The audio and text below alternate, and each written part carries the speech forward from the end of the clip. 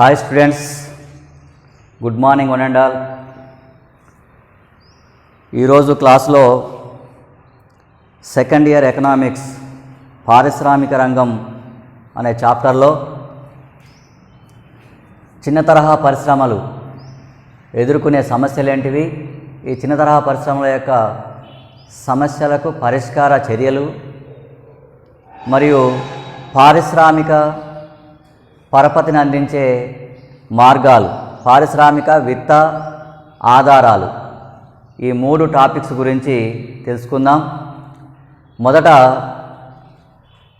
చిన్న తరహా పరిశ్రమలు ఎదుర్కొనే సమస్యల గురించి చూద్దాం. ఫస్ట్ టాపిక్ ఈజ్ చిన్న తరహా పరిశ్రమలు ఎదుర్కొనే సమస్యలు.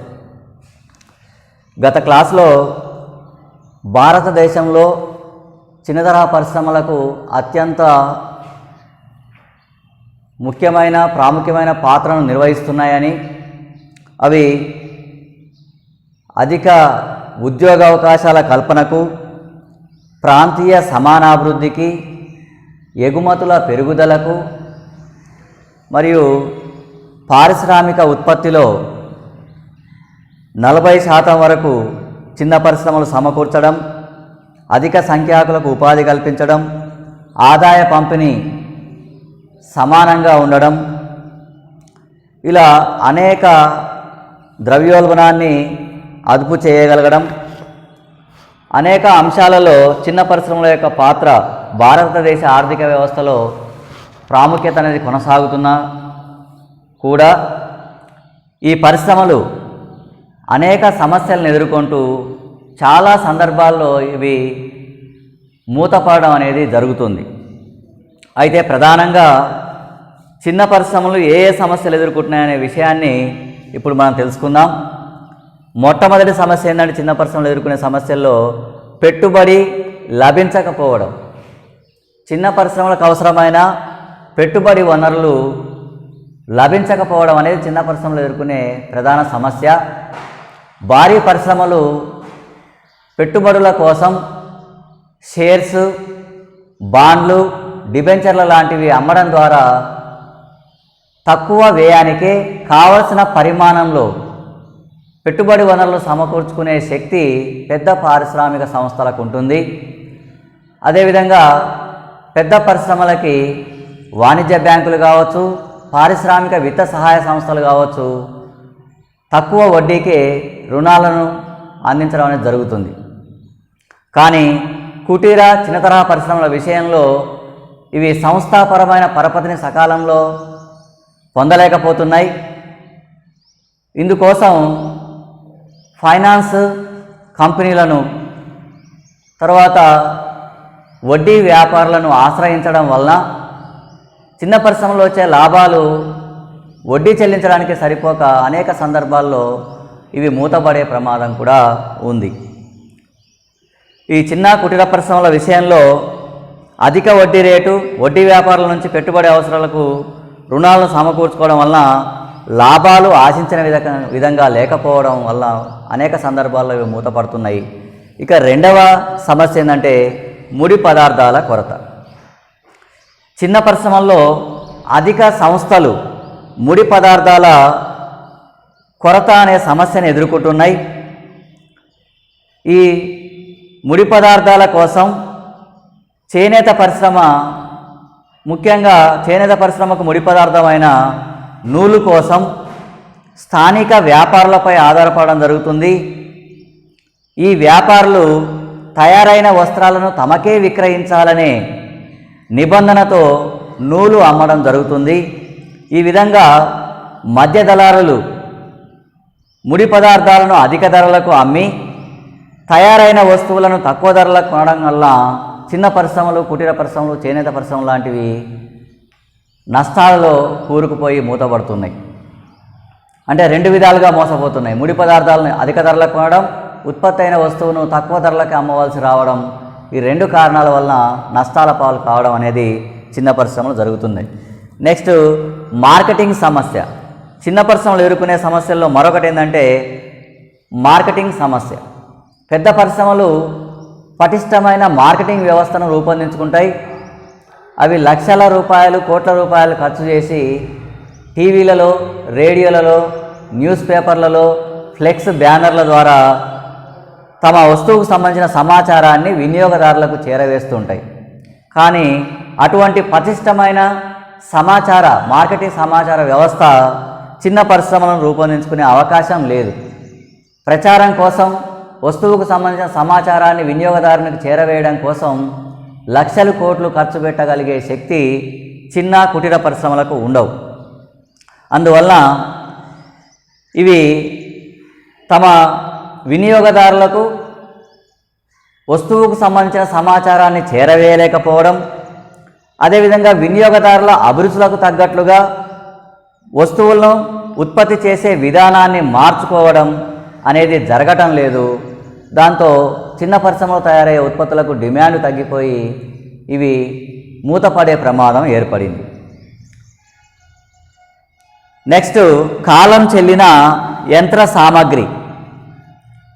చిన్న తరహా కుటీర పరిశ్రమల్లో చాలా వరకు ఉపయోగించే యంత్రాలు అనేవి పురాతన కాలానికి సంబంధించినవి ఉన్నాయి. పురాతన సాంకేతిక విజ్ఞానానికి సంబంధించిన యంత్ర పరికరాలను ఉపయోగించడం వల్ల అవి తరచుగా రిపేరుకు గురి కావడం, ఆ యంత్ర పరికరాల రిపేరుకు అయ్యే వ్యయం పెరగడంతో, రిపేరు గురైనప్పుడు ఉత్పత్తి ఆగిపోవడంతో చిన్న పరిశ్రమల్లో వస్తువుల ఉత్పత్తి వ్యయం క్రమంగా పెరుగుతుంది.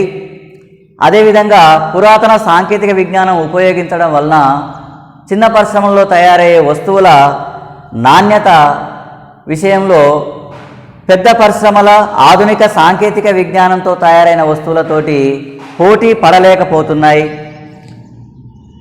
మరి పెద్ద పరిశ్రమల యొక్క ఉత్పత్తులకు చిన్న పరిశ్రమలు పోటీ ఇవ్వలేని పరిస్థితి అనేది పురాతన సాంకేతిక విజ్ఞానం, అరిగిపోయిన యంత్ర సామగ్రి కారణంగా జరుగుతుంది. పెద్ద పరిశ్రమల్లో తయారయ్యే వస్తువుల నాణ్యతకు పోటీగా ధీటుగా చిన్న పరిశ్రమలు తమ వస్తువులను ఉత్పత్తి చేసుకోలేకపోతున్నాయి. అంతేకాకుండా చిన్న పరిశ్రమలు స్థాపిత ఉత్పాదకత శక్తిలో 40 నుంచి 50% వరకే వినియోగించుకోగలుగుతున్నాయి. పూర్తి ఉత్పాదకత సామర్థ్యాన్ని చిన్న పరిశ్రమలు ఉపయోగించుకునే స్థితిలో లేవు. దీనికి కారణం ముడి పదార్థాలు కొరతగా ఉండడం కావచ్చు, అదేవిధంగా విద్యుత్ కొరతగా ఉండడం కావచ్చు, లేకపోతే పెట్టుబడికి సరిపోను వనరులు లేకపోవడం కావచ్చు. ఈ 3 కారణాల వలన స్థాపిత ఉత్పాదకత శక్తిలో 40 నుంచి 50% వరకే చిన్న పరిశ్రమలు వినియోగించుకోవడం అనేది మనం చూస్తున్నాం. అంతేకాకుండా అవస్థాపన సౌకర్యాల కొరత అనే సమస్యను కూడా చిన్న తరహా కుటీర పరిశ్రమలు ఎదుర్కొంటున్నాయి. పరపతి, విద్యుత్, రవాణా మొదలైన అవస్థాపన సౌకర్యాల కొరతను చిన్న పరిశ్రమలు ఎదుర్కోవడం అనేది జరుగుతుంది. సరైన సమయంలో తక్కువ వడ్డీకి రుణం లభించకపోవడం, అంటే పెట్టుబడి వనరులు లభించకపోవడం, విద్యుత్ నిరంతరాయంగా లభించకపోవడం, విద్యుత్ ఛార్జీలు విపరీతంగా పెరగడం, రవాణా సదుపాయాలు మారుమూల పరిశ్రమలకు సరిగా లేకపోవడం, రవాణా వ్యయం అధికం కావడం, ఇలాంటి అనేక సమస్యలు చిన్న పరిశ్రమలు ఎదుర్కొంటున్నాయి. అదేవిధంగా సమాచార లోపం అనే దాన్ని కూడా చిన్న పరిశ్రమలు ఎదుర్కొనే సమస్యల్లో మరొకటిగా చెప్పవచ్చు. చిన్న తరహా కుటీర పరిశ్రమలకు సంబంధించిన సమాచారం లభించకపోవడం ఒక పెద్ద సమస్య. ఈ సంస్థల ఆధునికీకరణకు కానీ, పరపతికి కానీ, మార్కెటింగ్కు సంబంధించిన సమాచారం అందుబాటులో లేకపోవడం వల్ల అనేక సమస్యలకు గురవుతున్నాయి. నెక్స్ట్, ప్రపంచీకరణ, సరళీకృత ఆర్థిక విధానాలు. 1991 పారిశ్రామిక విధానం తర్వాత దిగుమతి సుంకాలను తగ్గించడం మరియు చైనా, జపాన్, కొరియా దేశాల నుండి దిగుమతి అయ్యే వస్తువుల సంఖ్య గణనీయంగా పెరగడం వలన మన దేశ చిన్న తరహా పరిశ్రమలు వీటితో పోటీకి నిలబడలేకపోతున్నాయి. ఇది ప్రపంచీకరణ, సరళీకరణ విధానాల వలన చిన్న పరిశ్రమలు ఎదుర్కొంటున్న సమస్యగా చెప్పవచ్చు. ఇంకొకటి, అనేక సందర్భాల్లో చిన్న పరిశ్రమలు కాయలా పడుతున్నాయి, అంటే నష్టాల్లో ఉండి మూతపడుతున్నాయి.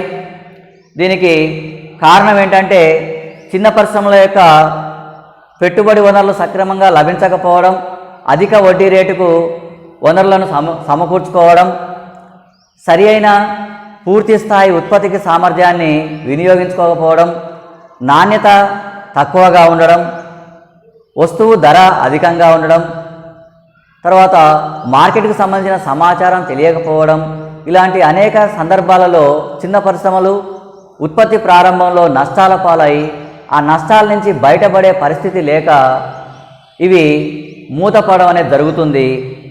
అందుకే ఒకసారి చిన్నతర పరిశ్రమలు నష్టాల్లోకి వెళ్ళినట్లయితే అవి మళ్ళీ తిరిగి లాభాల్లోకి వచ్చే పరిస్థితి కనపడని పరిస్థితి అనేది వస్తుంది. దీన్నే కాయిలా పడడం అని కూడా అంటాం. అంటే జబ్బు పడడం లేదా మూతపడడం లాంటి అర్థాన్ని ఇస్తుంది. ఇంకా ఇవే కాకుండా చిన్న పరిశ్రమలు మరికొన్ని ఇతర సమస్యలను కూడా ఎదుర్కొంటున్నాయి. అవేంటివంటే యాజమాన్య నిర్వహణ లోపాలు ఉండడం, ఇంధనం చౌకగా లభించకపోవడం, తర్వాత స్థానికంగా వస్తువులపై విధించే పన్నులు అధికంగా ఉండడం, ఇలా అనేక సమస్యలతో చిన్నతర పరిశ్రమలు సతమతం అవుతున్నాయి. కొన్ని సందర్భాల్లో సంస్థలు మూతపడడం కూడా జరుగుతుంది. ఇవి చిన్న పరిశ్రమలు భారతదేశంలో ఎదుర్కొనే సమస్యలుగా చెప్పవచ్చు. ఇటువంటి సమస్యలకు పరిష్కార మార్గాలు చూడాలంటే చిన్నతర పరిశ్రమల సమస్యలకు పరిష్కార చర్యలు లేదా చిన్నతర పరిశ్రమల సమస్యలను నిర్మూలించే చర్యలను ప్రభుత్వం కానీ లేదా మనం ఎలా నిర్మూలించాలనే విషయంలో కొన్ని సలహాలను ఇవ్వవలసి ఉంటుంది. ఈ చిన్న పరిశ్రమల సమస్యలు ప్రధానంగా మనకు సమస్యలు ఉన్నాయో దానికి పరిష్కార మార్గాలు కూడా అవే చెప్పాల్సి ఉంటుంది. ఇక్కడ పెట్టుబడి లభించకపోవడం అనేది ప్రధాన సమస్య అయితే, పరపతి సౌకర్యాలు అనేవి చిన్న పరిశ్రమలకు సంస్థాపరంగా విస్తరింప చేయాల్సిన అవసరం ఉంది. చిన్నతర పరిశ్రమలకు అందించే పరపతి సదుపాయాలను విస్తరింపజేయాలి. వాణిజ్య బ్యాంకుల ద్వారా వీటికి నిర్వహణ మూలధనాన్ని, వర్కింగ్ క్యాపిటల్ను అందించాలి. తర్వాత స్వల్పకాలిక రుణాలనే కాకుండా దీర్ఘకాలిక రుణాలను కూడా, ఈ పరిశ్రమల ఆధునికీకరణ కోసం దీర్ఘకాలిక రుణాలను కూడా చిన్న పరిశ్రమలకు అందించినట్లయితే ఇవి పూర్తి ఉత్పాదక సామర్థ్యాన్ని వినియోగించుకొని ఉత్పత్తి వ్యయాన్ని తగ్గించుకొని ధర నాణ్యత విషయంలో పెద్ద పరిశ్రమలకు పోటీనివ్వగలిగే శక్తి పెంపొందించుకోగలుగుతాయి. కాబట్టి వివిధ పారిశ్రామిక విత్త సహాయ సంస్థలు కేవలం భారీ పరిశ్రమలకే కాకుండా చిన్న పరిశ్రమలకు కూడా స్వల్పకాలిక, దీర్ఘకాలిక, మధ్యకాలిక రుణాలను ఇవ్వాల్సి ఉంటుంది.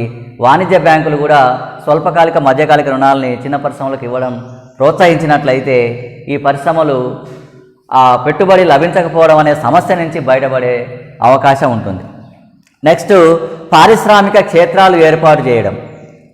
పారిశ్రామిక క్షేత్రాలు అంటే అర్థం ఏంటంటే అనేక చిన్న పరిశ్రమలు ఒక చోట ఏర్పాటు చేయడానికి కావలసిన స్థలం, వసతులు, బిల్డింగు, రవాణా సదుపాయం, విద్యుత్ సౌకర్యం, నీటి వసతి ఇలాంటి అనేక సదుపాయాలు కల్పించి ఆ షెడ్లను అద్దెకు ఇవ్వడం ద్వారా చిన్న పరిశ్రమలను, కుటీర పరిశ్రమలను ప్రోత్సహించడానికి, చిన్నతర పరిశ్రమలను ప్రోత్సహించడం కోసం భారత ప్రభుత్వం పారిశ్రామిక క్షేత్రాలు అనే విధానాన్ని ఏర్పాటు చేయడం జరిగింది. ఇవి 1953లో పారిశ్రామిక క్షేత్రాలను భారత ప్రభుత్వం ఏర్పాటు చేసింది.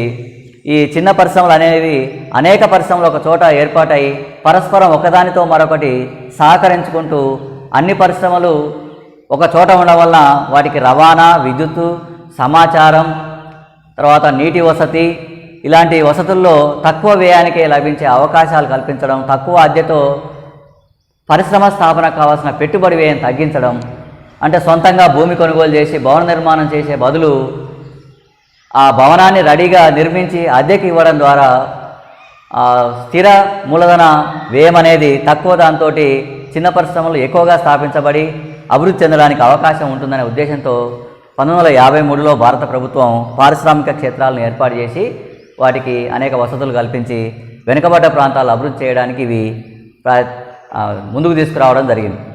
ఏవైతే పారిశ్రామికంగా వెనుకబడ్డ ప్రాంతాలు ఉన్నాయో ఆ ప్రాంతాలలో కొన్ని వందల ఎకరాలను పారిశ్రామిక క్షేత్రాల ఏర్పాటుకు తీసుకొని అందులో అనేక షెడ్లను నిర్మించి వివిధ రకాల చిన్న పరిశ్రమల ఏర్పాటు చేయడం ద్వారా అన్ని పరిశ్రమలు ఒక దగ్గర ఉండడం వలన దానికి అవసరమైన ముడి పదార్థాలు, శ్రామికులు, విద్యుత్తు, సమాచారం, మంచినీటి వసతి ఇలాంటి సాంకేతిక నిపుణులు ఇవన్నీ కూడా అందుబాటులో ఉండే అవకాశం ఉండడం, దాంతో వాటి నిర్వహణకు అయ్యే ఖర్చులు తగ్గడం అనేది జరిగి చిన్న పరిశ్రమలు అభివృద్ధి చెందడానికి అవకాశం ఉంటుందనే ఉద్దేశంతో 1953లో పారిశ్రామిక క్షేత్రాలను భారత ప్రభుత్వం ఏర్పాటు చేసింది.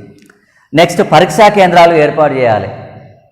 చిన్న పరిశ్రమలో తయారయ్యే ఉత్పత్తులను పరీక్షించి వాటి నాణ్యత ప్రమాణాలను గుర్తించి ఆ నాణ్యతకు తగ్గ గుర్తును ISI మార్క్ లాంటివి ఇవ్వడం పారిశ్రామిక వస్తువులైతే, వ్యవసాయ వస్తువులైతే అగ్మార్క్ లాంటి గుర్తులు ఇవ్వడం, నాణ్యమైన ఉత్పత్తులుగా గుర్తించి ప్రభుత్వం సర్టిఫికెట్ లాంటివి ఇస్తే ఆ ఉత్పత్తులకు మార్కెట్లో మంచి డిమాండ్ ఉండడం, వాటికి మంచి ధర లభించడం అనేది జరిగి చిన్న పరిశ్రమలు అనేవి నష్టాల పాలు కాకుండా లాభాల్లో నడిచే అవకాశం ఉంటుంది. దీనికోసం ప్రభుత్వం వివిధ ప్రదేశాల్లో పారిశ్రామిక పరిశోధన పరీక్షా కేంద్రాలు ఏర్పాటు చేసి పారిశ్రామిక ఉత్పత్తులను ఇందులో పరిశీలించి వాటి ప్రమాణాలను నాణ్యతను నిర్దేశించి నాణ్యతా ప్రమాణాలను పాటించిన పారిశ్రామిక ఉత్పత్తులకు వాటికి సర్టిఫికేట్ ఇవ్వడం, వాటికి గుర్తును కేటాయించడం లాంటివి చేయడం ద్వారా మార్కెట్లో మంచి ధర లభించే అవకాశం ఉంటుంది. తర్వాత వస్తువుల డిజైన్ రూపొందించడం. భారత ప్రభుత్వం కూడా చిన్న పరిశ్రమల్లో పురాతనంగా ఉత్పత్తి చేసే వస్తువుల రూపాల్లో కాకుండా మారుతున్న కాలానికి అనుగుణంగా వినియోగదారుల అభిరుచులకు అనుగుణంగా కొత్త రకమైన ఉత్పత్తులను డిజైన్ చేసి ఆ డిజైన్లను చిన్న పరిశ్రమల వారికి అందించడం ద్వారా పెద్ద పరిశ్రమల నుంచి పోటీని అధిగమించగలిగే అవకాశం చిన్న పరిశ్రమలకు ఉంటుంది. చిన్న పరిశ్రమల వస్తువుల విషయంలో కొత్త డిజైన్లను రూపొందించి వాటిని చిన్న పరిశ్రమల యాజమాన్యానికి నిర్వాహకులకు అందించడం ద్వారా చిన్న పరిశ్రమల అభివృద్ధికి ప్రభుత్వం చర్యలు తీసుకోవాల్సిన అవసరం ఉంది. తర్వాత సమాచార సదుపాయాలు. ప్రభుత్వం యొక్క సమాచార వ్యవస్థను ఉపయోగించి చిన్న పరిశ్రమల యొక్క ఉత్పత్తులకు సంబంధించిన సమాచారాన్ని వినియోగదారులకు చేరవేయాలి. అంటే టెలివిజన్ల ద్వారా కానీ, రేడియో ద్వారా కానీ, న్యూస్ పేపర్ల ద్వారా కానీ ప్రభుత్వం తన సమాచార వ్యవస్థను ఉపయోగించి చిన్న పరిశ్రమల ఉత్పత్తుల సంబంధించిన సమాచారాన్ని వినియోగదారులకు చేరవేయడంలో సహకరించినట్లయితే మార్కెటింగ్కు చిన్న పరిశ్రమలకు అయ్యే ఖర్చు తగ్గుతుంది. వినియోగదారులకు చిన్న పరిశ్రమల ఉత్పత్తులకు సంబంధించిన సమాచారం చేరి వస్తువులకు డిమాండ్ పెరిగే అవకాశం ఉంటుంది. తర్వాత ముడి పదార్థాలు అందించుట. చిన్న పరిశ్రమల అవసరమైన ముడి పదార్థాలని నిరంతరాయంగా అందేటట్లు ప్రభుత్వం చూడవలసిన అవసరం ఉంది. కొన్ని చిన్న పరిశ్రమలకు విదేశాల నుంచి దిగుమతి చేసుకునే ముడి పదార్థాలు అవసరమైతే వాటి దిగుమతుల మీద ఎటువంటి ఆంక్షలు లేకుండా నిరంతరాయంగా విదేశాల నుంచి ముడి పదార్థాలు అందేటట్లు చూడవలసిన బాధ్యత ప్రభుత్వం మీద ఉంది. ముడి పదార్థాలు నిరంతరాయంగా సప్లై చేస్తూ చిన్న పరిశ్రమల అభివృద్ధిని ప్రోత్సహించవలసి ఉంటుంది. తర్వాత చిన్న పరిశ్రమల ఉత్పత్తుల కొనుగోలు. ప్రభుత్వం కొనుగోలు చేసే వస్తువుల విషయంలో, ప్రభుత్వం వినియోగించే వస్తువుల విషయంలో చిన్న పరిశ్రమలో తయారైన వస్తువుల కొనుగోలు చేయడం, ప్రభుత్వం తన విధానంలో సిస్టంలో వివిధ రకాల సంస్థలకి చిన్న పరిశ్రమల ఉత్పత్తులు కొనుగోలు చేయమని ఆదేశించడం లాంటివి చేయడం ద్వారా ప్రభుత్వం నిర్వహించే అనాథాశ్రమాలు కావచ్చు, హాస్టల్స్ కావచ్చు, ఇతర అన్ని రకాల సంస్థల్లో వారికి అవసరమైన ఉత్పత్తులను కేవలం చిన్న పరిశ్రమల నుంచి సేకరించడం అనేది మొదలు పెడితే ప్రభుత్వం చిన్న పరిశ్రమల ఉత్పత్తుల్ని కొనుగోలు చేసి చిన్న పరిశ్రమల ఉత్పత్తుల కొనుగోలును ప్రజలను కొనమని ప్రోత్సహించినట్లయితే మార్కెట్లో వాటికి డిమాండ్ పెరగడం, వాటి చిన్న పరిశ్రమలకు లాభాలు పెరిగి నష్టాల పాలు కాకుండా మూతపడకుండా నిర్మూలించడం, అధికంగా చిన్న పరిశ్రమల స్థాపనకు అవకాశాలు ఏర్పడడం అనేది జరుగుతుంది. తర్వాత విదేశీ పోటీ నుండి రక్షించడం.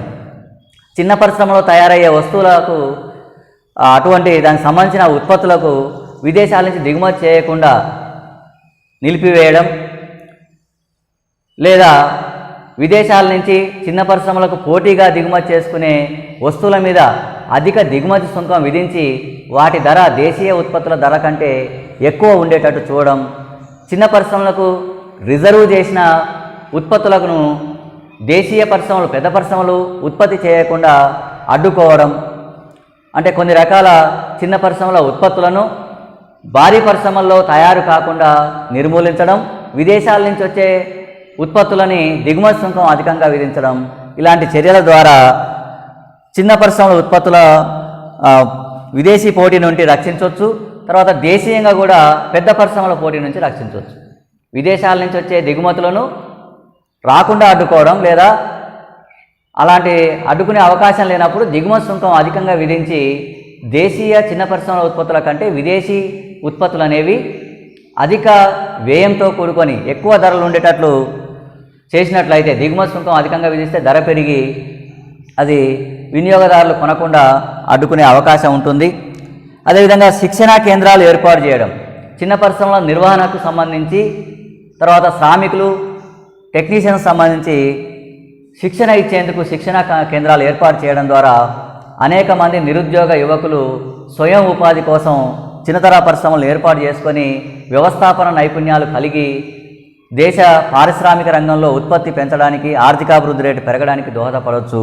అందుకని విద్య మరియు శిక్షణా కేంద్రాలు అనేవి అధికంగా ఏర్పాటు చేయడం ద్వారా ఒకవైపు నిరక్షరాస్యతను నిర్మూలించి, మరొక వైపు వ్యవస్థాపన నైపుణ్యాలు, శ్రామికుల యొక్క సామర్థ్యాలను, తర్వాత సాంకేతిక నిపుణుల యొక్క నైపుణ్యాలను అభివృద్ధి చేయడానికి ప్రభుత్వం శిక్షణా కేంద్రాలు ఏర్పాటు చేసినట్లయితే ఇటువంటివి చిన్న పరిశ్రమల అభివృద్ధికి ఎంతో ఉపయోగపడతాయి అనే విషయాన్ని చెప్పవచ్చు.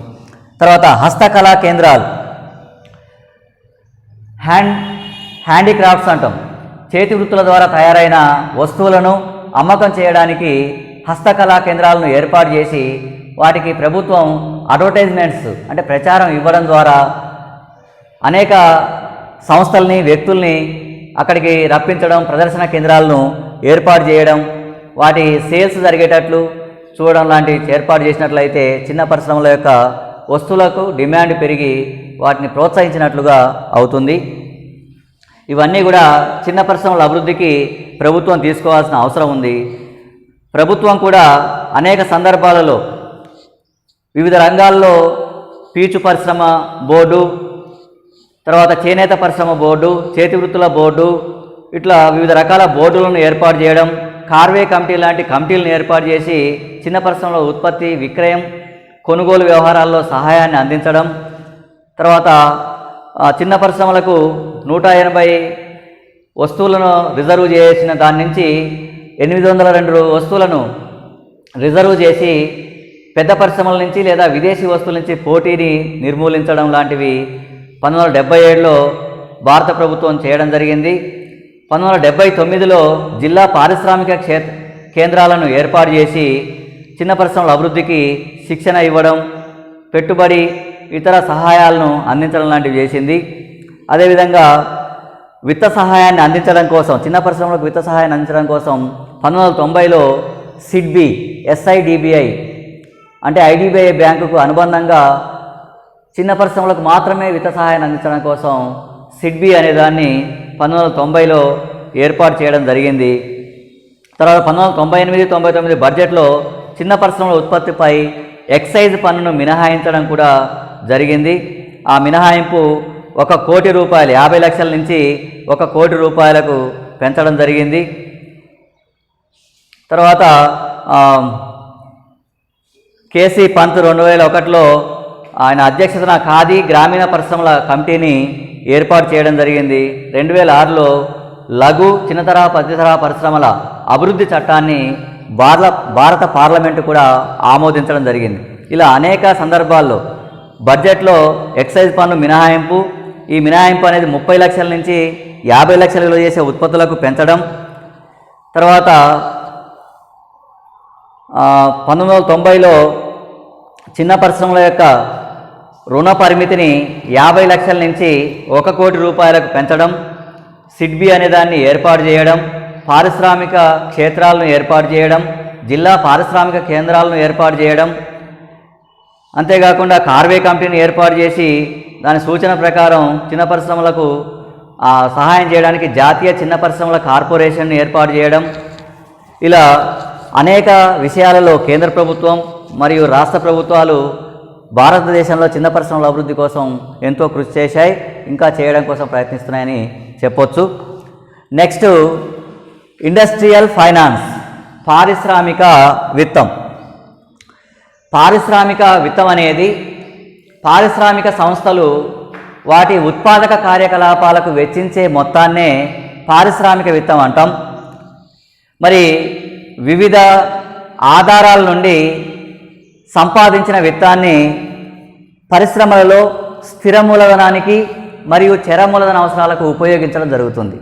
వివిధ అవసరాల నుంచి, వివిధ ఆధారాల నుంచి ఏ ఏ మార్గాల ద్వారా పరపతి అందుతుందో, పెట్టుబడి అందుతుందో ఆ మార్గాల నుంచి సంపాదించిన పరపతిని లేదా పెట్టుబడిని స్థిర మూలధన అవసరాలకి, చర మూలధన అవసరాలకి పారిశ్రామిక రంగం ఉపయోగించడం జరుగుతుంది. మరి పారిశ్రామిక విత్తం యొక్క ఆధారాలని మనం ఇక్కడ ఒక 7 రకాల ఆధారాలుగా చూపించడం జరిగింది.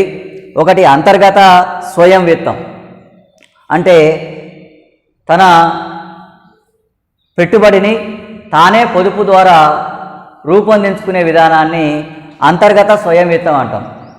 అంటే ఇది కుటీర పరిశ్రమలో కుటుంబ రంగం, పారిశ్రామిక సంస్థలో సంస్థనే తమకొచ్చే ఆదాయంలో కొంత భాగాన్ని పొదుపు చేస్తూ తర్వాత పెట్టుబడి అవసరాలకు ఆ పొదుపులను వినియోగించుకోవడం, ప్రభుత్వ రంగ సంస్థల్లో ప్రభుత్వ రంగ సంస్థల నుంచి వచ్చిన ఆదాయంలో కొంత భాగాన్ని పొదుపు చేసి తర్వాత ఆ పరిశ్రమల యొక్క అభివృద్ధి కోసం పెట్టుబడిగా ఉపయోగించుకోవడం అనేది చేస్తుంది. దాన్నే అంతర్గత స్వయం విత్తం అంటాం. అంటే గృహ రంగం కానీ, వ్యాపార రంగం కానీ, ప్రభుత్వ రంగం కానీ వారికి వచ్చే ఆదాయాల్లో కొంత భాగాన్ని పొదుపు చేస్తూ ఆ పొదుపును పరిశ్రమల్లో పెట్టుబడిగా ఉపయోగించుకోవడాన్ని అంతర్గత స్వయం విత్తం అని పిలుస్తున్నాం. నెక్స్ట్ ఈక్విటీ, డిబెంచర్లు, బాండ్లు. పారిశ్రామిక సంస్థలు, పెద్ద పారిశ్రామిక సంస్థలు ప్రారంభంలో స్థాపించేటప్పుడు వాటికి కావాల్సిన స్థిర మూలధన అవసరాల కోసం, దీర్ఘకాలిక రుణ అవసరాల కోసం షేర్స్ను జారీ చేయడం జరుగుతుంది. ఈ షేర్స్ను ప్రజలు కొనుగోలు చేయడం జరుగుతుంది. అంటే కంపెనీలో వాటాలను అమ్మడం ద్వారా పారిశ్రామిక సంస్థలు పెట్టుబడి వనరులను సేకరిస్తాయి. ఈ షేర్స్ మీద ప్రతిఫలం లాభం అనేది లేదా నష్టం అనేది ఉంటుంది. కంపెనీకి లాభాలు వస్తే లాభాల్లో వాటా షేర్స్ కొన్న వాటాదారులకు పోతుంది. కంపెనీకి నష్టాలు వస్తే నష్టాల్లో వాటా షేర్స్ కొన్న ప్రజలకు నష్టాలు పంచబడుతుంది. అంటే మనం కొన్న షేర్ వాల్యూ లాభాలు వచ్చినప్పుడు పెరుగుతుంది, మనం కొన్న వాటాల విలువ నష్టాలు వచ్చేటప్పుడు తగ్గుతుంది. కాబట్టి కంపెనీల్లో దీర్ఘకాలిక మూలధన అవసరాల కోసం షేర్స్ నమ్మడం ఒక విధానం. ఇందులో ఈక్విటీ షేర్స్ అనేవి ఒక భాగంగా ఉంటాయి. తర్వాత డిబెంచర్లు, బాండ్లు. డిబెంచర్లు అంటే రుణపత్రం, మరియు బాండ్ కూడా ఒక నిర్ణీత కాలానికి అప్పుగా తీసుకున్నానికి ఇచ్చే పత్రమే బాండ్. ఈ డిబెంచర్లు, బాండ్లు కొంతకాల పరిమితికి 5 సంవత్సరాలు, 3 సంవత్సరాలు, 7 సంవత్సరాలు ఇట్లా కాల పరిమితికి ప్రజల నుంచి రుణాన్ని సేకరించుకోవడానికి ఇష్యూ చేసేవే డిబెంచర్లు, బాండ్లు. వీటి మీద స్థిరమైన వడ్డీ రేటును పారిశ్రామిక సంస్థలు చెల్లిస్తాయి. బాండ్లు, డిబెంచర్ల ద్వారా సేకరించిన మూలధనానికి స్థిరమైన వడ్డీ రేటును బాండ్లు, డిబెంచర్లు కొన్న వ్యక్తులకు చెల్లించడం జరుగుతుంది. తర్వాత ప్రజల నుంచి డిపాజిట్లు. కొన్ని పారిశ్రామిక సంస్థలు 6 నెలలకు లేదా సంవత్సరానికి, 2 సంవత్సరాలకు, 3 సంవత్సరాల కాలం పరిమితి వరకు కూడా ప్రజల నుంచి డిపాజిట్లు సేకరిస్తాయి. ఈ డిపాజిట్ల మీద ఒక స్థిరమైన వడ్డీ రేటును చెల్లిస్తాయి. అంటే బాండ్ల లాగానే ఒక నిర్ణీత కాల పరిమితికి ప్రజల నుంచి డిపాజిట్లు సేకరించవచ్చు. దానికి కాల పరిమితి 6 నెలలు ఉండొచ్చు, సంవత్సరం ఉండొచ్చు, 2 లేదా 3 సంవత్సరాల కాల పరిమితికి పారిశ్రామిక సంస్థలు ప్రజల నుంచి డిపాజిట్లు సేకరించి దాని మీద వడ్డీ చెల్లించడం కూడా చేయవచ్చు. తర్వాత బ్యాంకుల నుంచి రుణాలు. వాణిజ్య బ్యాంకుల నుంచి స్వల్పకాలిక రుణాలని చర మూలధన అవసరాల కోసం, ముఖ్యంగా వర్కింగ్ క్యాపిటల్, నిర్వహణ మూలధన అవసరాల కోసం బ్యాంకుల నుంచి రుణాలు తీసుకుంటాయి. తర్వాత ప్రభుత్వం యొక్క సెక్యూరిటీలు, పారిశ్రామిక సంస్థల యొక్క స్టాకులను హామీగా ఉంచుకొని వాణిజ్య బ్యాంకులు పారిశ్రామిక సంస్థలకి ఓవర్ డ్రాఫ్ట్ సౌకర్యం ద్వారా, ఓవర్ డ్రాఫ్ట్ అన్నప్పుడు పారిశ్రామిక సంస్థల యొక్క బ్యాంక్ అకౌంట్లో ఉన్న డబ్బు కంటే ఎక్కువ డ్రా చేసుకునే సదుపాయాన్ని కల్పించడాన్నే ఓవర్ డ్రాఫ్ట్ అంటాం. ఈ ఓవర్ డ్రాఫ్ట్ సౌకర్యాన్ని పారిశ్రామిక సంస్థలు వాణిజ్య బ్యాంకుల నుంచి పొందడం జరుగుతుంది. దానికి షూరిటీగా ప్రభుత్వ సెక్యూరిటీలు లేదా పారిశ్రామిక సంస్థల యొక్క స్టాకులను హామీగా ఉంచుకొని ఓవర్ డ్రాఫ్ట్ సదుపాయం ద్వారా రుణాన్ని వాణిజ్య బ్యాంకులు అందిస్తూ ఉంటాయి. తర్వాత విదేశీ బ్యాంకర్లు. విదేశాల నుంచి కూడా కొంత పారిశ్రామిక విత్తాన్ని పొందవచ్చు. దేశీయ, విదేశీయ. దేశీయ బ్యాంకర్లు అంటే మనకు ప్రైవేటు బ్యాంకులు దేశీయ బ్యాంకర్ల కిందకి వస్తారు. కొన్ని పెద్ద తరహా పరిశ్రమలకు ప్రత్యేకంగా చాలా ఇబ్బందికర సమయాల్లో, అర్జెంటుగా డబ్బులు అవసరమైన సమయాల్లో ఈ దేశీయ బ్యాంకుల నుంచి మూలధన వనరులని సహాయాన్ని పొందడం జరుగుతుంది. అయితే ఇటువంటి దేశీయ బ్యాంకుల నుంచి పొందే రుణం మీద అత్యంత అధిక వడ్డీ రేటు వసూలు చేయడం అనేది జరుగుతుంది. అందుకే సామాన్యంగా దేశీయ బ్యాంకర్ల మీద ఆధారపడవు. అత్యవసర పరిస్థితుల్లో, ఇబ్బందికరంగా ఉన్న పరిస్థితుల్లోనే పారిశ్రామిక సంస్థలు దేశీయ బ్యాంకర్ల నుంచి రుణాలు తీసుకోవడం కూడా జరుగుతుంది. ఇక విదేశీ మూలధనం, ఈ విదేశీ మూలధనం అనేది రాయితీల రూపంలో రుణాలు ఇవ్వడం. ఒక దేశ ప్రభుత్వానికి విదేశీ ప్రభుత్వం రాయితీల రూపంలో రుణాలు ఇవ్వడం. తర్వాత విదేశీ ప్రభుత్వాలు ప్రపంచ బ్యాంకు ద్వారా ప్రభుత్వానికి రుణ సహాయం అందించడం.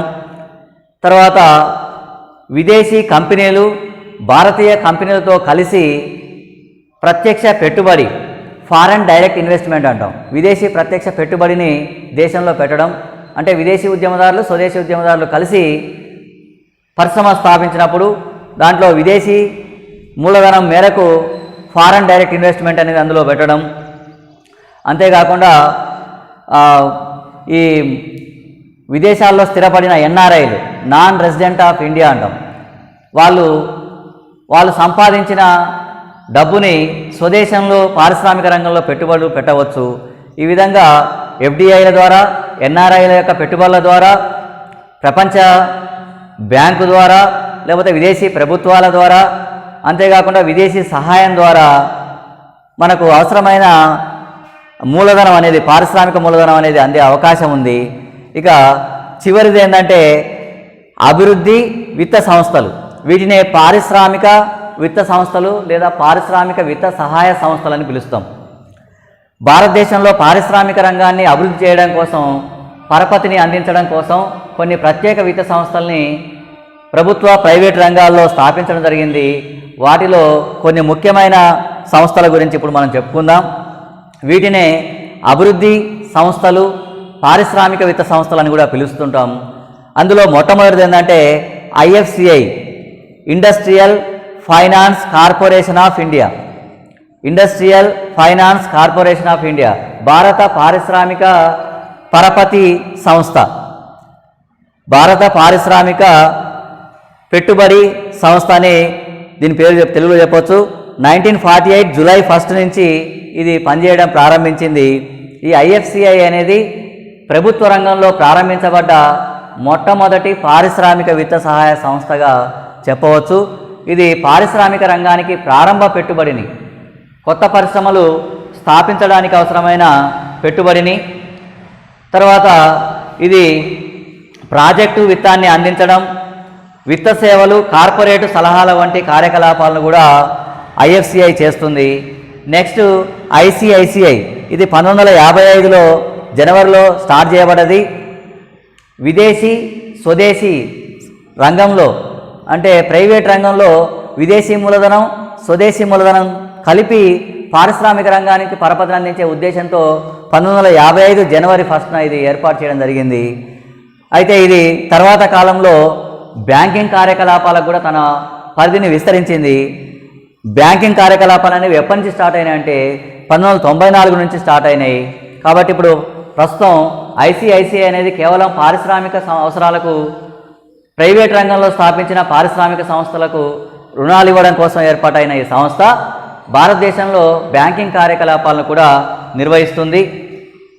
ఇది విదేశీ మూలధనంతో స్థాపించబడ్డది కాబట్టి ప్రైవేట్ రంగంలో విదేశీ మూలధనం, విదేశీ సాంకేతిక విజ్ఞానం అవసరం ఉన్న పరిశ్రమలకు, భారీ పరిశ్రమలకు రుణాలు ఇవ్వడం కోసం ఏర్పాటు చేయబడ్డ సంస్థగా మారింది. ఇది బ్యాంకింగ్ కార్యకలాపాలు, చిల్లరగా మరియు టోకుగా ఉండే కార్యకలాపాలు, మరి వివిధ సంస్థలను సంవిలీనం చేసి ఒకే కంపెనీగా ఏర్పాటు చేయడం, ఇలాంటి కార్యకలాపాల్లో కూడా ఈ ఐసిఐసిఐ పాల్గొంటుంది. భారత పరపతి మరియు పెట్టుబడి సంస్థ, భారత పరపతి మరియు పెట్టుబడి సంస్థగా చెప్పొచ్చు. Industrial credit and investment corporation of India, భారతీయ పరపతి మరియు పెట్టుబడి కార్పొరేషన్గా చెప్పొచ్చు. ఇది 1994 నుంచి బ్యాంకింగ్ విధులను కూడా నిర్వహిస్తుంది. నెక్స్ట్ ఐడిబిఐ 1964 జూలై 1 నుంచి ఇది పనిచేయడం ప్రారంభిస్తుంది. Industrial development bank of India, పారిశ్రామిక అభివృద్ధి బ్యాంకుగా దీన్ని పిలుస్తాం. పారిశ్రామిక అభివృద్ధి bank, industrial development bank of India అంటాం. ఇది 1964 నుంచి పనిచేస్తుంది. ఐడిబిఐ అనేది పరిశ్రమలకు స్థాపనకు అవసరమైన ప్రారంభ పెట్టుబడిని మరియు ఇదివరకే స్థాపించబడ్డ పరిశ్రమల ఆధునికీకరణకు విత్త సహాయాన్ని అందించే ప్రధానమైన సంస్థగా చెప్పవచ్చు. ఈ ఐడిబిఐ అనేది బ్యాంకింగ్ కార్యకలాపాలను కూడా నిర్వహించడం అనేది చేస్తుంది. ఒకవైపు పారిశ్రామిక రంగానికి ప్రారంభ పెట్టుబడిని, ఆధునీకరణకు అవసరమైన పెట్టుబడిని అందిస్తుంది. మరొక వైపు సాధారణ బ్యాంకింగ్ సేవలను కూడా భారతదేశంలో నిర్వహిస్తుంది. Next IIBI, industrial investment bank of India. Industrial investment bank of India భారతీయ పారిశ్రామిక పెట్టుబడి బ్యాంకు అంటాం. భారతీయ పారిశ్రామిక పెట్టుబడి బ్యాంకు 1985లో స్థాపించబడ్డది. ఇది స్వల్పకాలిక విత్తాన్ని సమకూర్చడం, నిర్వహణ మూలధనాన్ని వివిధ రకాల విత్త సహాయ సంస్థల ద్వారా అందించడం, పరోక్షంగా ప్రత్యక్షంగా పరిశ్రమలకి స్వల్పకాలిక రుణాలని అందించడం అనేది ఈ ఐఐబిఐ నిర్వహిస్తుంది. Next SIDBI, small industries development bank of India. IDBI యొక్క అనుబంధ బ్యాంకే సిడ్బి. ఇది భారీ పరిశ్రమలకు రుణాలు ఇవ్వడం కోసం ఐడిబిఐ ఉంటే, కేవలం చిన్న పరిశ్రమలకు మాత్రమే పరపతిని అందించడం కోసం దాని అనుబంధంగా 1990 ఏప్రిల్ 2వ తేదీన సిడ్బిని ఏర్పాటు చేయడం జరిగింది. చిన్న పరిశ్రమల అభివృద్ధి కోసం ఈ సిడ్బి అనేది రాష్ట్రాలలో మరియు బ్యాంకులకు రీఫైనాన్స్ సదుపాయాన్ని కల్పిస్తుంది. అంటే దేశవ్యాప్తంగా వివిధ బ్యాంకులకి, రాష్ట్రాల్లోని ఆర్థిక సహాయ సంస్థలకు రీఫైనాన్స్ సదుపాయాన్ని కల్పిస్తుంది. బిల్లులను డిస్కౌంట్ చేయడం ద్వారా ఆ రీఫైనాన్స్ సదుపాయాన్ని కూడా కల్పిస్తుంది. సిడ్బి కూడా ప్రత్యక్షంగా చిన్నతరహా పరిశ్రమలకు అవసరమైన విత్తాన్ని అందిస్తుంది. అంటే తాను స్వయంగా చిన్న పరిశ్రమలకు అవసరమైన పరపతిని అందించడంతో పాటు బ్యాంకులకు అవసరమైన మూలధనాన్ని, రాష్ట్రాలలో పారిశ్రామిక రంగానికి విత్తాన్ని అందించే సంస్థలకు పునర్విత్త సదుపాయాన్ని బిల్లులను డిస్కౌంట్ చేయడం ద్వారా అందిస్తుంది. అంటే రెండు విధాలుగా, పరోక్షంగా పారిశ్రామిక సంస్థలకు అవసరమైన రుణాన్ని ఇస్తుంది, ప్రత్యక్షంగా కూడా చిన్న పరిశ్రమలకు అవసరమైన రుణాన్ని కూడా ఈ సిడ్బి అనేది అందిస్తుంది. ఇవి పారిశ్రామిక విత్త సహాయ సంస్థలు, ముఖ్యమైన పారిశ్రామిక విత్త సహాయ సంస్థలుగా చెప్పవచ్చు. వీటినే అభివృద్ధి బ్యాంకులని కూడా పిలవచ్చు. Okay students, thank you.